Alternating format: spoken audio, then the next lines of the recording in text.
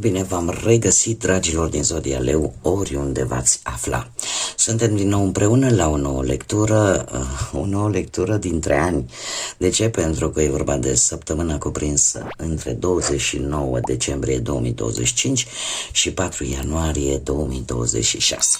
Așa că, dragilor, toți cei care aveți soarele, luna, Venus, ascendentul în Zodia Leu, această lectură este de asemenea și pentru voi. Ca de fiecare dată, nu uitați, totuși este o lectură general colectivă, așa că vă rog să luați decât ceea ce va rezona cu voi. Înainte de a începe lectura propriu-zisă, trebuie să vă spun așa mici aspecte între finalul anului 2025 din punct de vedere astrologic și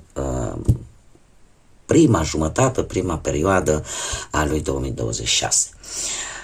Ca și final de an, sunteți creativi, simțiți nevoie, aveți această dorință de a fi remarcați, de a ieși în evidență, lucru, desigur, care vă place, care vă face plăcere. E posibil chiar pe ultimii metri a lui 2025 să aveți posibilitatea de a vă afirma, de a vi se recunoaște poate munca. Relațiile sunt destul de pasionale, cu momente de intensitate emoțională foarte ridicate, da? Cu o energie foarte ridicată, dar avem și o atenționare din punct de vedere astrologic pentru finalul lui 2025, atenție la impulsivitate și evitați excesele. Acum, 2026, încă din ianuarie, vine cu o energie foarte puternică, sunteți foarte creativi și această dorință de afirmare, această dorință de a ieși în evidență, trebuie să spun că se menține la un alt nivel, dar se menține la un nivel mult mai puternic, pentru că vă va urmări, așa ca să zic, cam în primele 3 luni ale anului 2026.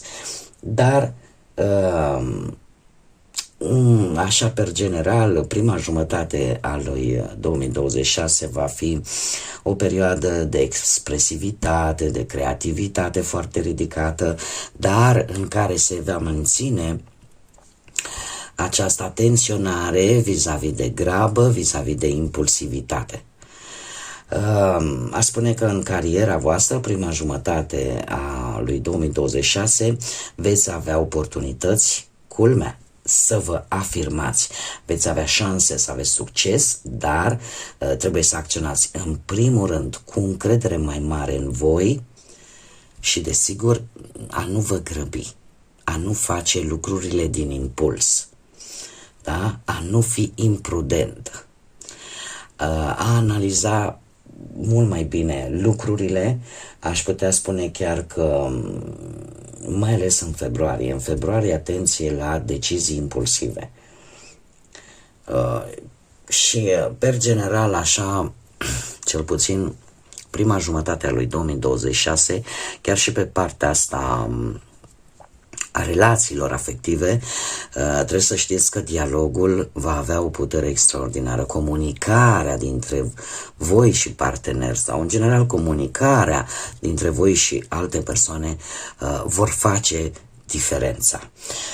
Din punct de vedere al dragostei, al vieții voastre sentimentale, prima jumătate veți avea parte de relații dinamice, cu momente destul de intense, dar, cum am mai spus, comunicarea va face toți banii în această primă jumătate a lui 2026. Ce aș mai avea de spus? În martie puteți avea o posibilă recunoaștere profesională, sau acea recunoaștere profesională pe care voi tot o așteptați. Acum, haideți să vedem ce ne spune și tarotul și ce vine pentru voi în această săptămână dintre ani, cuprinsă între 29 decembrie și 4 ianuarie 2026. Ce vine pentru dragii mei din Leu în perioada 29 decembrie 2025 și 4 ianuarie 2026? Să vedem cum arată bilanțul pentru voi, dragilor. Sunteți obosiți. Se vede, sunteți obosiți. Ia să vedem. Da, a fost un an destul de greu.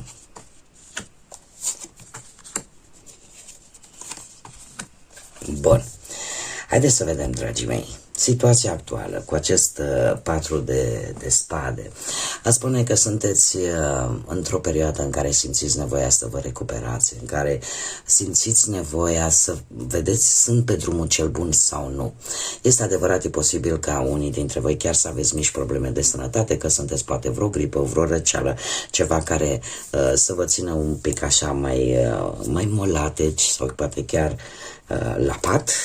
Eu sper că nu, dar în general se vorbește despre o energie destul de joasă în care vă simțiți oarecum foarte obosiți, simțiți nevoia de pauză, simțiți nevoia de efectiv de odihnă.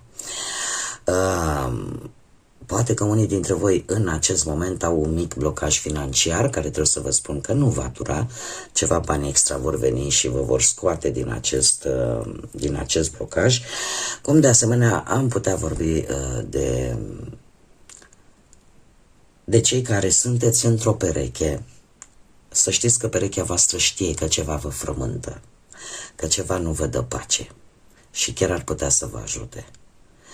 Iar poate cei singurei, aș spune că sunteți într-un moment în care nu sunt chiar cele mai bune, nu se întrunesc cele mai bune condiții de a începe o relație. Poate sunteți într-o perioadă în care s-au strâns prea multe, încercați să le rezolvați pe rând așa, organizat, doar că asta necesită un pic de timp, iar voi vă aflați oarecum un pic obosiți și încercați să le luați așa pendelete, ceea ce nu este rău până la urmă. Ce provocări ați avut în 2025? Avem arcanul major, moartea. Cei care poate aveți chiar și un ascendent, poate în Scorpion. Anul 2025 a fost într-adevăr un an transformator pentru mulți dintre voi, în care poate că ați avut foarte multe schimbări, foarte multe, atât sfârșituri finale, cum să spun eu, sfârșit și început. Un an în care transformarea a avut loc, cum să spun eu aș spune că în general pozitivă această transformare. De ce? Pentru că te-a învățat că sunt lucruri la care trebuie să renunți, pentru că nu-ți mai folosesc, că nu te poți lega de trecut la infinit, că schimbările, chiar și în cariera ta, ar trebui poate sau ți-au adus acel optimism. Eu aș spune că a fost un an în care chiar dacă ați avut parte de schimbări bruște, care la început poate nu v-au căzut bine deloc, voi fiind un semn fix, semnelor fixe nu prea le plac schimbările bruște. Nu prea le plac acele lucruri care sunt alunecoase. Totuși, provocarea pentru voi în 2025 tocmai asta a fost, să căpătați un pic de fluiditate, să căpătați capacitatea de a merge cu fluxul, de a merge cu fluxul problemelor, de a le rezolva din mers. Este, ca să zic așa, a fost un an pregătitor, pentru că 2026 este un an, din punct de vedere numerologic, cu numărul 1, începem un nou ciclu de 9 ani, așa că a fost, să zicem așa, maniera Universului de a vă pregăti pentru ce urma să vină, nu? Și atunci, într-adevăr, ați avut parte de destul de multe transformări, de destul de multe schimbări bruște, care v-au făcut să acționați, cum să spun eu, din mers, să luați ce este negativ, să le luați ca pe lecții și în felul ăsta să obțineți înțelepciune, iar schimbările, desigur, pozitive, să le apreciați poate la un alt nivel, să le apreciați mult mai bine decât poate ați făcut-o până acum. A fost o pregătire destul de intensă, destul de dură în anumite momente, dar benefică pentru voi. Și poate ați învățat că trebuie să renunțați la anumite persoane care nu vă făceau bine. Lecții importante. Ia să vedem și ce ați învățat. Și ați învățat exact ce vă spuneam. Ați învățat să fiți echilibrați, un 6 de monede. Ați învățat că puteți fi în poziția celui care cere, cum puteți fi la fel de bine în poziția celui care dăruiește. 6 de monede, din punctul meu de vedere, cel puțin, și al tarotului, este o carte karmică și o carte care ne vorbește foarte mult de echilibru, de acel echilibru, de acea armonie între oameni, între situații, între persoane, în care azi poți să fii cel care are și poate dărui, iar mâine poți să fii cel care are nevoie și poate primi. A fost un an în care poate ați deprins să fiți mai armonioși, cumva ați avut experiențe care v-au învățat tocmai acest lucru, în sensul în care este bine să ajuți, dar trebuie să o faci cu înțelepciune. Este bine să primești, dar desigur trebuie să fii atent și la ce primești. De asta zic, a fost lecția cea mai importantă, este aceea că azi, cum am mai spus, poți să fii în postura celui care poate ajuta, care poate sprijini, care poate dărui, dar mâine să fii în postura celui care are nevoie. Are nevoie de ajutor. Iar toată aceste situații cumva s-au echilibrat și cred că asta este o lecție destul de importantă pentru voi. Ce ar trebui să lăsați în urmă? Ar trebui să lăsați în urmă, avem moderația, zodia Săgetătorului, cu precădere pentru cei care poate aveți un ascendent în Săgetător. Dragilor, voi ar trebui să lăsați în urmă acele emoții instinctuale care poate de multe ori v-au cam dominat în 2025. Probabil că sunteți la finalul acestui an, 2025, v-ați dat seama că nu vă mai puteți face planuri pe termen foarte lung, că lucrurile sunt destul de schimbătoare și probabil că lucrul ăsta o să-l lăsați în urmă, vă veți axa mai mult pe perioade scurte de timp. De ce? Pentru că 2025 a fost un an în care, în permanență, când spuneai că te așezi, parcă venea așa o măturică și începea să ridice praful. Ați învățat că sunt momente în viață în care planurile sunt pe termen scurt și mediu. Și că de multe ori ceea ce gândești pe termen lung sau foarte lung se poate schimba de la o zi la alta. Și asta este important de știut. De asemenea, cred că ar trebui să lăsați în urmă acea idee că, indiferent cum, trebuie să existe reciprocitate și că nu poți să faci un lucru și iar celălalt să nu facă nimic. Obiceiul ăsta în lasă că le fac eu pe toate, lasă că le echilibrez eu pe toate, e posibil ca în 2026 să nu mai meargă și să trebuiască să lași și pe celălalt să o facă. Îmi cer scuze, alarma, mai iau și o pastiluță, ce să fac? Deci ați învățat și ar trebui să lăsați în urmă acest obicei în care, domne, pentru a nu cauza tot felul de tensiuni, lasă că le fac eu pe toate, lasă că nu să mai fie nevoie în 2026. În 2026 ce va fi foarte important și cred că de aici apare și această energie a voastră încă de la începutul anului de a ieși în evidență, de a fi văzuți de către ceilalți, de a vă fi recunoscute calitățile, eforturile voastre, e pentru că de-a lungul lui 2025 ați fost un pic într-o ipostază de submisiune în care ați fost destul de, cumva parcă universul a spus tu trebuie să stai liniștit acolo și să nu faci mult zgomot, lucru care n-a fost rău, pentru că ați învățat anumite lucruri importante, dar intrăm într-un an 1,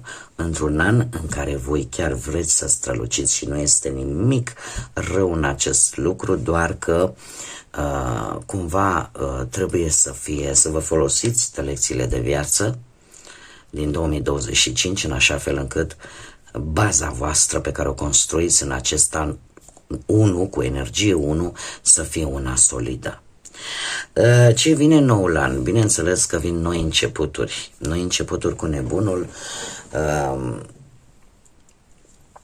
E adevărat că nebunul ne vorbește de libertate. În sfârșit veți simți că ieșiți din această încrengătură, din această încorsetare pe care ați avut-o în 2025, așa că 2026 vine să ai parte de noi experiențe, posibil mutări, schimbări de locație, posibil călătorii lungi, posibil un obiectiv important pe care îl vei începe în acest nou an. Eu aș spune că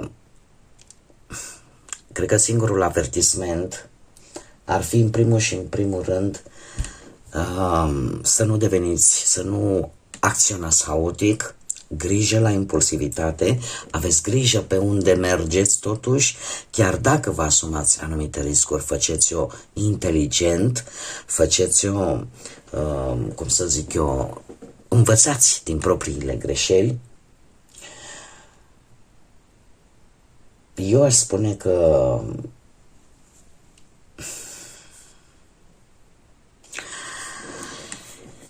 dacă vă pierdeți focusul și, într-adevăr, că vin noi experiențe, vin. Totuși, cum am mai spus, încercați să o faceți gândit. Încercați să profitați de aceste șanse într-un mod cât mai înțelept, cât mai diplomat, pentru că, alminteri, lucrurile pot juca un pic în contra voastră. De ce? Pentru că poate apărea dezordine în viața voastră, poate apărea haos, da? Dacă nu sunteți atenți, dacă nu analizați foarte bine, cel puțin în prima jumătate a lui 2026. Și asta poate să vă aducă posibile adicții, adică să vă aducă și lucruri mai puțin plăcute. Contează foarte mult cum veți începe voi și maniera în care voi o veți face și o veți gândi acest început de 2026. Care este sfatul cărților? Un 3 de monede. Sfatul cărților vine să spună că, într-adevăr, munca în echipă vă poate ajuta.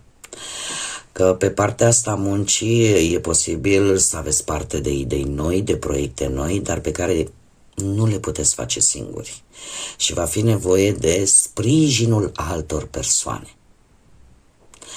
Așa că Va fi un an în care veți primi anumite recompense bănești pentru munca pe care o veți face, dar, cum am mai spus, parcă nu o să le puteți face singurei. Va trebui să o faceți împreună și cu alte energii, în echipă, va fi o muncă de echipă.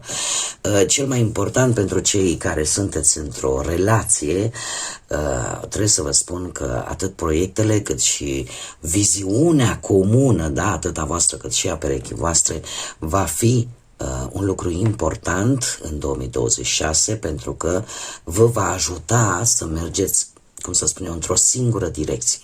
Și atunci acest lucru în echipă, da, vă va ajuta și nu numai pe plan sentimental, dar vă va ajuta așa și în viața de zi cu zi, poate în viața profesională, de ce nu, sau în a avea mai mulți bănuți. Dar este un an în care proiectele comune, ca să zic așa, per general, indiferent că vorbim de muncă sau că vorbim de bani sau că vorbim de sentimente, da, vor conta foarte, foarte mult. De asemenea, cei care sunteți singurei, aș spune că iubirea poate să apară tot așa într-un ambit, ori ambit profesional, sau pur și simplu într-o conjunctură de echipă, într-o conjunctură în care sunt mai multe persoane.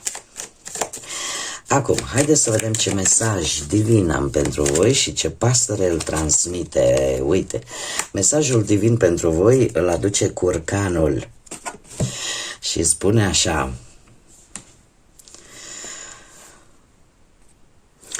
foarte interesant, spune așa: onorează-ți propriul timp al recoltei tale și folosește aceste daruri, ceea ce tu primești, această recoltă și binecuvântările pe care le primești pentru un bine comun.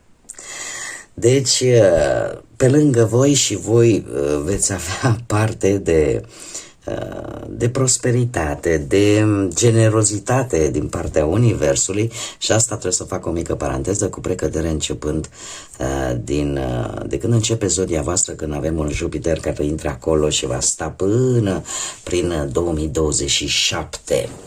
Așa că, chiar dacă prima jumătate a lui 2026, să zicem așa, va fi o perioadă de acomodare. După, începând din iunie, intră Jupiter în Marele Benefic în zodia voastră și atunci lucrurile se schimbă, dar nu uitați să onorezi atunci când primești recolta în urma muncii tale și să nu uiți că această recoltă, aceste binecuvântări, le-ai obținut, cum să spun eu, cu sprijinul celorlalți, cu acest 3 de monede pe care tocmai l-am comentat. Haideți să vedem și ce frază inspirațională, filozofală vă va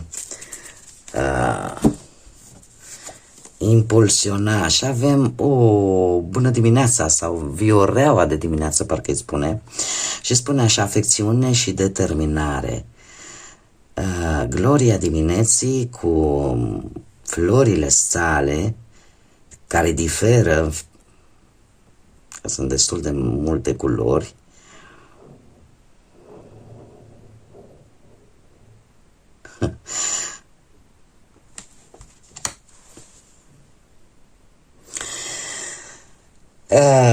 spune în felul următor: roa dimineții, eu parcă așa știu că îi spunea la această plantă, afecțiune și determinare, și spune în felul următor că chiar dacă această floare care înflorește dimineața, da, sau poate înflorește decât o singură zi, nu se diferă cu nimic de acel brad uriaș care trăiește poate 1000 de ani.